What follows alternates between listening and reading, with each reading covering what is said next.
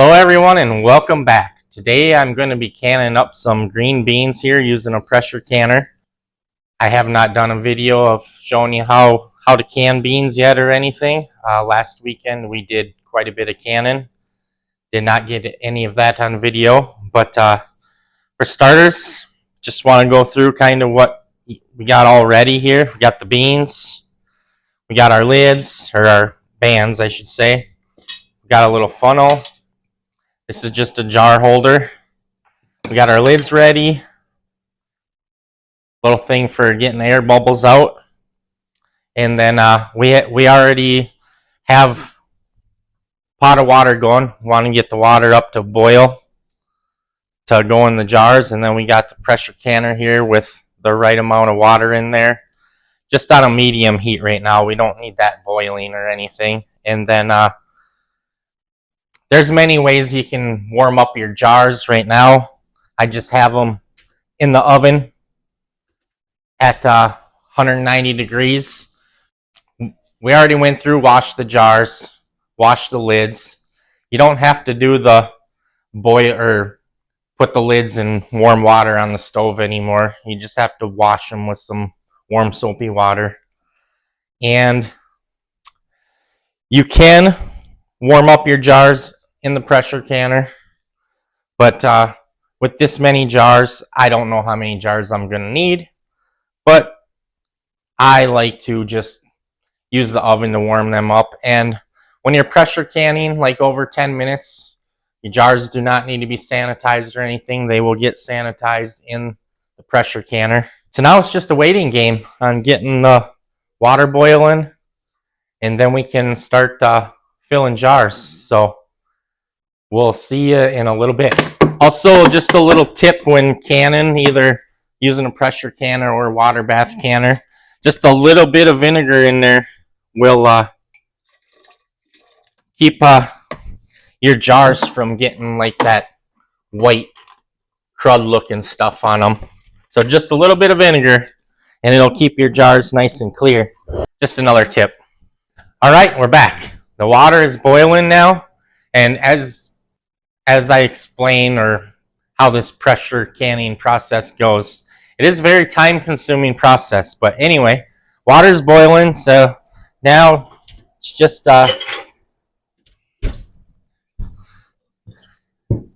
packing up some jars. So the reason why you want your jars nice and hot is when you're pouring hot water in there, you don't want to pour hot liquid into a cold jar. That could crack them. So now it's just grabbing some handfuls. And then I do add, that one already has some salt on it. I do add salt, some canning salt to each jar. It is optional. You don't have to add it. I just add a 1/8 teaspoon per jar for a pint-sized jar. The beans are going everywhere.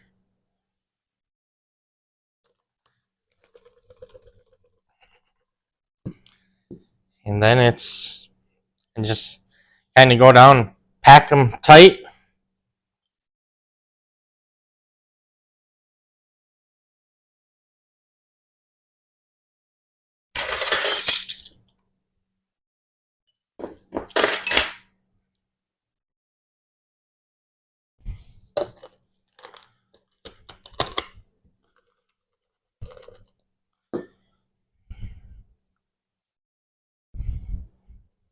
As tight as you would like anyway.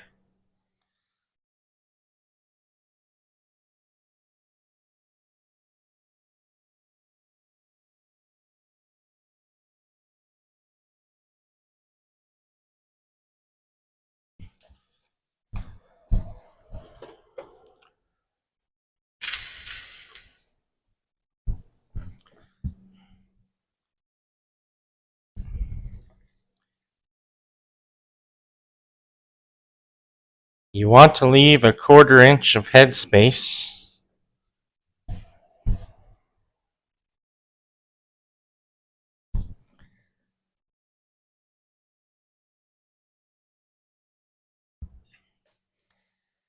Then you take your little doohickey here and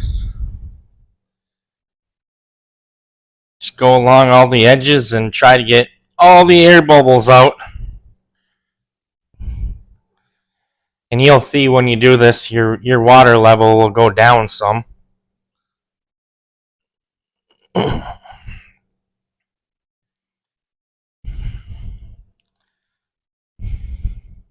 You can probably maybe see on the sides some air bubbles coming up.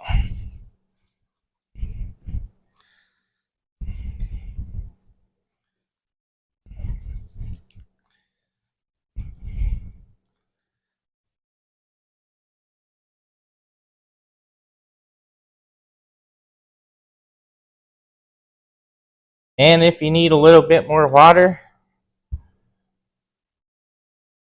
just add a little bit more. And then I like to use a little bit of vinegar to wipe the rims down. You don't have to use vinegar, it's just habit for me. So I dip a paper towel in some vinegar and wipe it down.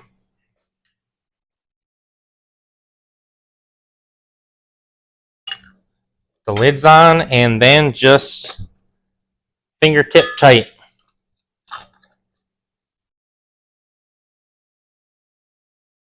And that's all. Then just set them in the pressure canner there.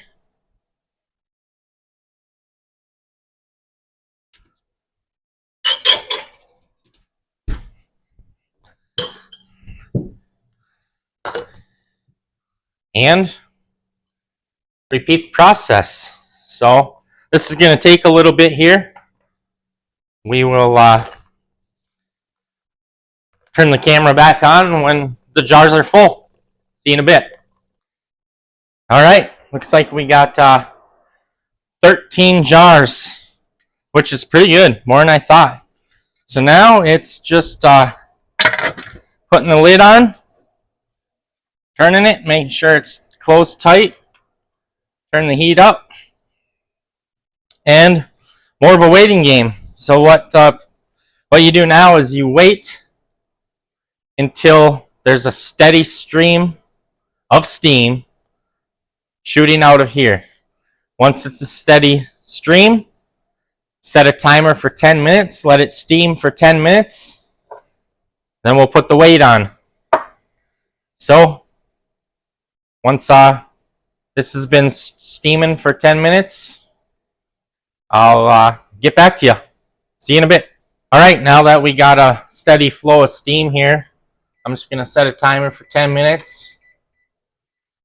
Let it steam out for 10 minutes. And as you can see, I use an old school pressure canner. I do not use the new school electric. I know I've talked to a lot of people that don't trust using this method. They're afraid of it shooting out the roof, which I've never had any issues. As long as you keep an eye on the pressure and make sure everything's vented properly. I replaced the pressure gauge last year because it wasn't working. And before you you should always make sure everything's good on the lid. Make sure this little steam hole is clear. It doesn't have anything in it. And also, I am using a electric range. I know they say you just want to check the manufacturer's book or the whatever. Make sure that you can use a pressure canner or water bath canner or whatever on your electric range. Ours you can. I know with the gas range, keeping the pressure even is probably a little easier to do than on the electric. I'm constantly having to adjust the temp a little bit here and there to try to keep it at an even 11 pounds of pressure, which is what we need to pressure can the beans at. So when this timer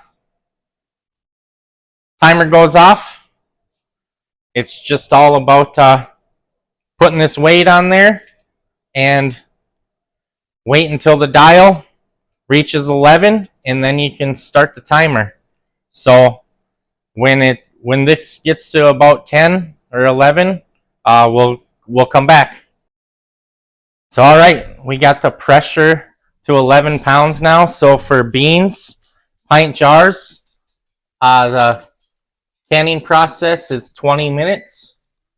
So we'll set the timer for 20, and when it did hit 10 pounds pressure, I did crank the heat down a little bit so it doesn't blow past 11. Now it's just a game of waiting and making sure that that does not drop below 11. I try to keep it just above 11, maybe about 11 and a half. And I just check on it every few minutes. If it does happen to drop below 11, you have to start the timer back over at 20 minutes after you get it back up to 11. So do not let it drop below 11.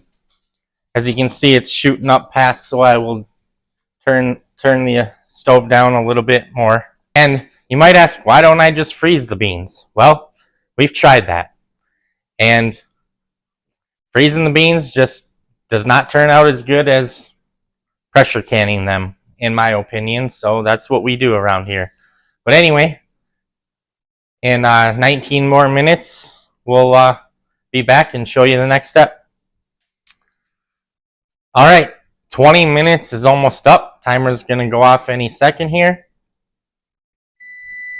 There it is. So cancel that.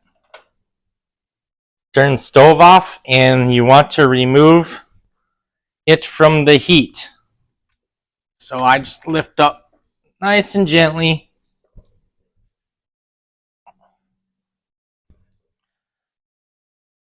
Put it on the island. And now, the waiting game again. Now, the next step is just to wait for the pressure to totally drop to 0. And you want to make sure the pressure gauge is at 0. And this little pressure stop thing back here drops down. And then we get to go to the next step, which will be removing the little weight right there. So, we'll see you back in. This takes anywhere from like 20 to 30 minutes for the pressure to fully escape out of there. So we'll see you back then. All right, one final step before we get to finally take the jars out.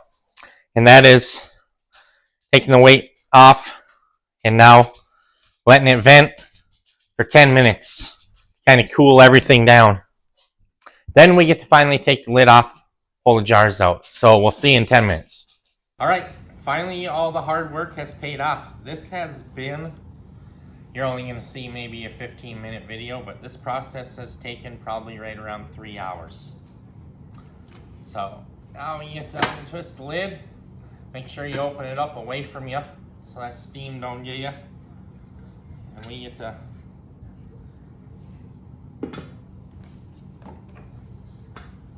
take the jars out. You might start hearing some popping already.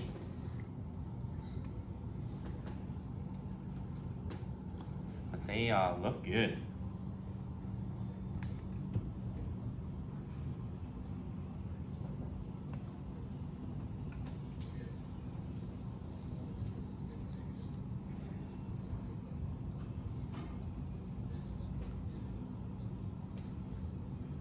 This thing's always in, but get out of there for me. Should probably just get a. Oh. There goes a pop.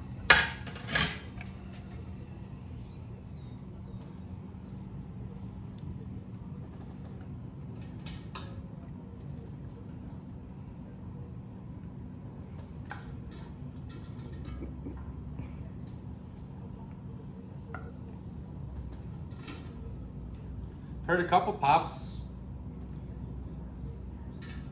Like I was saying earlier, I just have not got the freezing process down. Maybe I'm too impatient, and after I blanch them for a minute or two or however long you're supposed to, I don't get them dried off enough before I seal them up and put them in the freezer. They just turn out too mushy whenever I've tried freezing them. And canning has never let me down. there are the 13 jars. And now after all the jars are out, it's important to just let them sit there for 24 hours before you do anything with them. And then after 24 hours, I will make sure they are all sealed. If one didn't seal, we'll put that in the fridge and eat that up right away. But just let them sit for 24 hours. And then after the 24 hours is up, I will label them all with just the year and take all the bands off. You don't want to store them with the bands on there. But anyway, the reason you take the bands off is you don't want them to rust on there, and it can hurt the seal, maybe pop the seal, and you won't know if one does not seal properly. So that's the reason you take the bands off. Maybe we'll show another canning video when we get something else to can, but hope you learned something on canning, and don't be afraid to try it. It's a great way to preserve the food. And I did not make it out to the garden today to do a video on that, but hopefully tomorrow. So until then, we'll see ya. Bye.